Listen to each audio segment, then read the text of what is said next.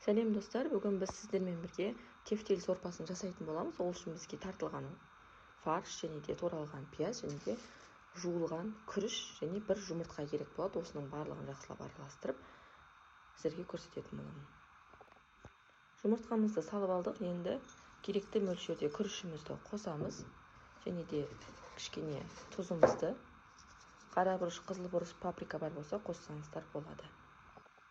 Қызыл бұрыш, қара бұрышымызды салып алдық. Енді жақсылап араластыратын боламыз. Біздің фаршымыз дайын. Енді осына қазір домалақтап шығатын боламыз. Сіздер екі қолмен әдемілеп дөңгелек форма жасап алсаңыздар, өте әдемі көрінеді. Осылай әдемілеп домалақ форма шығарып аласыздар. Біздің тефтелдеріміз дайын. Осындай әдемі домалақ қылып жасап шығасыздар. Мен тефтелді осындай қайнап тұрған сорпаның үстіне саламын. Мен бұл жерде сиырдың кішігірім бір сүйегін осындай салып қайнатып жатырмын. Қазір осыны сүзіп алып, бұның орнына тефтелді салатын боламын. Сол кезде өте дәмді болып шығады. Міндетті түрде жасап көріңіздер. Егер арнама тіркелмеген болсаңыз, тіркеліп кетуді ұмытпаңыздар. Осындай міне екі сүйек. Бұның да кішігірім еттер бар. Қазір бұны турап қосып жіберетін боламыз.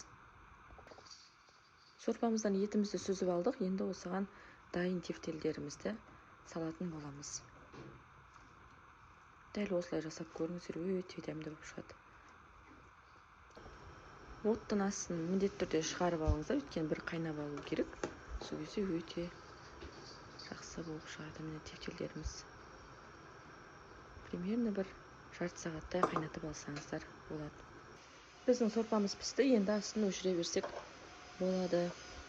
Бетіне укроп сеуіп, гинза сеуіп ұсынсаңыздар өте әдемі көрінеді. Ас болсын.